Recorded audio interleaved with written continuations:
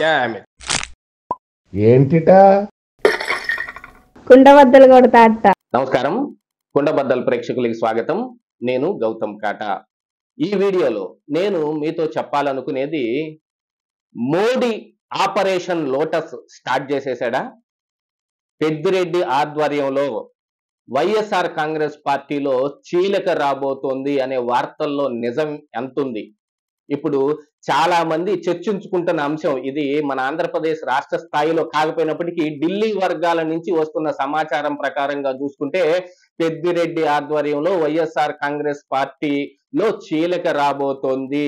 Almost all Peddireddy Mithun Reddy దగ్గరలోనే ఈ వ్యవహారం అంతా నడుస్తుంది అనేది మనకు అందుతున్న సమాచారం. ఎందుకంటే ఆంధ్రప్రదేశ్ రాష్ట్రంలో మొన్న జరిగిన సార్వత్రిక ఎన్నికల్లో 4 పార్లమెంటు సీట్లని వైఎస్ఆర్ కాంగ్రెస్ పార్టీ సంపాదించుకుంది. అంతకు ముందు జరిగిన రాజ్యసభతో కూడా కలుపుకుంటే ఒక 11 రాజ్యసభ సీట్లు కూడా మన వైఎస్ఆర్ కాంగ్రెస్ పార్టీ దగ్గర ఉన్నాయి. మరి ఇక ఇప్పుడు ఈ 11 రాజ్యసభ సీట్లని, ఇక్కడ ఉన్న 4ని మొత్తాన్ని కలిపి ఒక 15 మంది ఎంపీలని మొత్తం బీజేపీలోకి లాగేసుకునే ప్రయత్నం చేస్తూ ఉన్నారు అనేది ఢిల్లీ వర్గాల నుంచి వస్తున్న సమాచారం. దీనికి ఎవరో ఒకళ్ళు బలిపశువు కావాలి కాబట్టి, అంటే మనకి వేరే కొంత సమాచారం కూడా అందుతుంది. వైఎస్ జగన్మోహన్ రెడ్డి ఈ ఆఫర్ ఆయన మోడీ దగ్గరికి పంపించాడు. తన కేసుల నుంచి ఉపశమనం కోసం గాని, తన మీద ఎటువంటి యాక్షన్ ఈ రాష్ట్ర ప్రభుత్వం అయినా తీసుకుంటున్నప్పుడు గాని 17A వర్తింపజేసే విషయంలో కఠినంగా ఉండాల్సిన కేంద్ర ప్రభుత్వం గాని, లేకపోతే గవర్నర్ గాని తన మీద జాలి చూపించటం కోసం ఇలాంటి పని జగన్మోహన్ రెడ్డి చేశాడు అనేది కూడా వస్తుంది సమాచారం. దానికంటే కూడా బీజేపీ ఆపరేషన్ లోటస్ స్టార్ట్ చేయబోతోంది అనేది నేను మొన్నటి నుంచి జరుగుతున్న వ్యవహారమే. మోడీ ప్రధానమంత్రి అభ్యర్థి అని అందరూ ఒప్పుకున్న దగ్గర నుంచి, నిన్న అసలు మోడీ ప్రమాణ స్వీకారం చేసిన దగ్గర నుంచి ఈ ఆపరేషన్ లోటస్ అనేది బయటకు రావటం మొదలుపెట్టింది. కార్తీ చిదంబరం లాంటి వాళ్ళు కూడా ట్వీట్ చేయటం మొదలు పెట్టారు. అందున మొట్టమొదట చేయి వేసేది వైఎస్ఆర్ కాంగ్రెస్ పార్టీ మీదనే అనే విషయాన్ని కూడా ఆయన సుస్పష్టంగా ట్వీట్ లో చెప్పాడు. దానికి కారణం రాజ్యసభ సీట్లు అనే విషయాన్ని కూడా ఆయన చెప్పాడు. ఇక ఇప్పుడు పార్లమెంట్ లో స్వంతగా 240 సీట్లు ఉన్నప్పటికీ 292 సంకీర్ణంగా ఎన్డీఏలో ఉన్నాయి కాబట్టి ప్రభుత్వానికి వచ్చిన ఇబ్బంది ఏమీ లేదు. కానీ మోడీ గాని, అమిత్ షా గాని అనుకున్న పని జరగాలి అని అంటే వాళ్ళ దగ్గరే ఎక్కువ సీట్లు ఉండాల్సిన అవసరం ఉంది. అసలు ఆల్మోస్ట్ ఆల్ 6 నెలల్లో అమిత్ షా గాని, మోడీ గాని ఈ ఇతరుల్లో ఉన్న 17 మందిలోనో, లేకపోతే ఇండియా కూటమిలో ఉన్న ఎవరో ఒకళ్ళనో కూడా ఈ ఎన్డీఏలోకి లాగే ప్రయత్నం చేయటం ఖచ్చితంగా జరుగుతుంది. వాళ్ళు 272 సీట్లని బీజేపీ దగ్గరే ఉండేటట్టుగా ప్రయత్నం కూడా చేస్తూ ఉన్నారు అనేది ఇప్పుడు ఢిల్లీ నుంచి మనకు అందుతున్న సమాచారం. కాబట్టి దీంట్లో ఇప్పుడు వైఎస్ఆర్ కాంగ్రెస్ పార్టీ మీద మొట్టమొదటిగా వేటు పడబోతోంది. ఈ రాజంపేటలో గెలిచిన పెద్దిరెడ్డి మిథున్ రెడ్డి, అంటే వాళ్ళ తండ్రి పెద్దిరెడ్డి రామచంద్రారెడ్డి, ఆయన గురించి కూడా మనకి తెలుసు. మొన్ననే వైఎస్ఆర్ కాంగ్రెస్ పార్టీ ఓడిపోబోతోంది అనగానే ఆయనకు అక్కడ ఉన్న మైనింగ్లు మొత్తం ఆపేసి ఉన్న ఆపరేటర్స్ వీటన్నిటిని సౌత్ ఆఫ్రికా దోలేశాడు. ఈయన కూడా అక్కడికే పారిపోతాడు అన్నారు. కానీ చాలా మంది దగ్గర నుంచి వస్తున్న సమాచారం ప్రకారంగా వైఎస్ఆర్ కాంగ్రెస్ పార్టీ నాయకులు మొత్తం బీజేపీలోకి వెళ్ళబోతూ ఉన్నారు. ఖచ్చితంగా బీజేపీతో టచ్ లోనే ఉంటారు. అంటే కొంతమంది అసలు జగన్మోహన్ రెడ్డి పార్టీని తీసుకెళ్లి బీజేపీలో విలీనం చేసేస్తాడు అని కూడా మాట్లాడుకుంటూ ఉన్నప్పటికీ, ఆ విలీనం ప్రక్రియను మాత్రం మోడీ, అమిత్ షాలు ఏ రోజు వాళ్ళు దాన్ని సహకరించరు. దాన్ని అలా దేంట్లోనూ ఆ వ్యవహారం దాకా తీసుకొని రారు.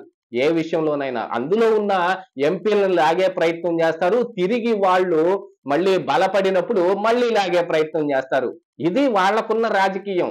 అంతే తప్ప పార్టీని విలీనం చేసుకుంటే ఏమవుతుంది? చిరంజీవి ప్రజారాజ్యం పార్టీని తీసుకెళ్లి కాంగ్రెస్ పార్టీలో విలీనం చేస్తే కాంగ్రెస్ పార్టీకి ఒరిగింది ఏమిటి, చిరంజీవికి లభించింది ఏమిటి, ఆ తర్వాత చిరంజీవి ఎక్కడున్నాడు, ఇప్పుడు ఏం చేస్తున్నాడు అందరికీ తెలిసిందే. విలీనం అయిపోతే పరిస్థితులు అలా ఉంటాయి. కానీ అందులో ఉన్న వాళ్ళ దగ్గర ఉన్న మ్యాటర్ మొత్తాన్ని లాగేసుకుని మళ్ళీ వాళ్ళని అక్కడ వదిలేసామనుకోండి, వాళ్ళు తిరిగి బలం చేకూర్చుకునే ప్రయత్నాలు అన్ని చేస్తారు. మళ్ళీ తిరిగి బలపడినప్పుడు మళ్ళీ వాళ్ళని హక్కుని చేర్చుకోవచ్చు. మొన్న చంద్రబాబు నాయుడికి జరిగింది కూడా అదే. 2014 నుంచి 19 వరకు ఎటువంటి సహకారం అందించలేదు మోడీ గాని, అమిత్ షా గాని ఆంధ్రప్రదేశ్ రాష్ట్రం విషయంలో. 2018 చివరిలో చంద్రబాబు నాయుడే ఇక ఎన్డీఏలోంచి బయటకు వచ్చేస్తే దాన్ని అదునుగా తీసుకుని జగన్మోహన్ రెడ్డి కావాల్సిన హెల్ప్ మొత్తం చేసి ఆయన గెలిచే విధంగా ప్రయత్నం చేశారు.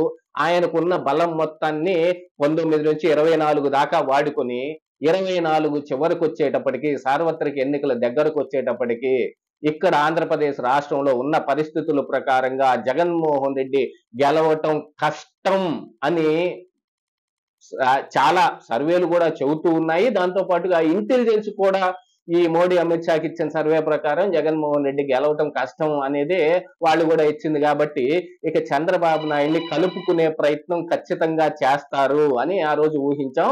ఆ విషయమే జరిగింది. అందుకనే చంద్రబాబు నాయుడు అరెస్టు వెనక కూడా ఖచ్చితంగా బీజేపీ ఉందని తెలుగు మాట్లాడే ప్రజలందరూ ఆ రోజు చర్చించుకున్నారు. దానికి గల కారణాలు కూడా అప్పట్లో ఉన్న వీడియోలు చూస్తే మీకు బాగా అర్థమవుతుంది. కాకపోతే చంద్రబాబు నాయుడు కూటమిలో చేరటం, ఈ ఎన్డీఏలో చేరటం, ఆంధ్రప్రదేశ్ రాష్ట్రంలో కూడా మహాగఠబంధన్ ఈ కూటమి ఒకటి ఏర్పాటు చేసుకోవటం, దాంట్లో బీజేపీని చేర్చుకుని వాళ్ళు 6 ఎంపీ సీట్లు ఇస్తే అందులో 3 తీసుకెళ్లి జగన్మోహన్ రెడ్డి చేతిలో పెట్టేశారు. అంతకుమించి చేసింది ఏం లేదు. వాళ్ళు ఈ ఆంధ్రప్రదేశ్ రాష్ట్రంలో ఎంతో బలంగా ఉన్నామని చెప్పుకుంటానికి కూడా ఏమీ లేదు బీజేపీకి. ఆ బలమంతా టీడీపీ జనసేనది మాత్రమే అనేది అందరికీ తెలిసిందే. అయినా ఇప్పుడు కేంద్రంలో సంకీర్ణ ప్రభుత్వంలో మోడీకి గాని, అమిత్ షా గాని ఎటువంటి ఇంట్రెస్ట్ ఉండదు. ఎప్పుడు ప్రస్తుతానికి ప్రధాని అవటానికి గాని, లేకపోతే గవర్నమెంట్ వీళ్ళ చేతుల్లో ఉండటానికి గాని వీళ్ళు ఈ సంకీర్ణ ప్రభుత్వానికి ఒప్పుకుంటారు గాని తరువాత 272 సీట్లకు సరిపడా, అంటే 240 దాకా ఉన్నాయి, ఇంకొక 32 సీట్లకు సరిపడా మొత్తం వ్యవహారం అంతా చేసుకొని కావాలంటే మమతా బెనర్జీని తీసుకొచ్చి పక్కలో కూర్చోబెట్టుకోగలరు. చంద్రబాబు నాయుడికే ద్వారాలు మూసేశాం అని చెప్పిన తర్వాత మళ్ళీ తీసుకొని రాగాలేంది మమతా బెనర్జీ తోటి వాళ్ళు మాట్లాడుకోలేరా? లేదు, స్టాలిన్ని ఒప్పించుకొని తమ వైపు తీసుకొని వచ్చే అవకాశం కోసం చూస్తారు.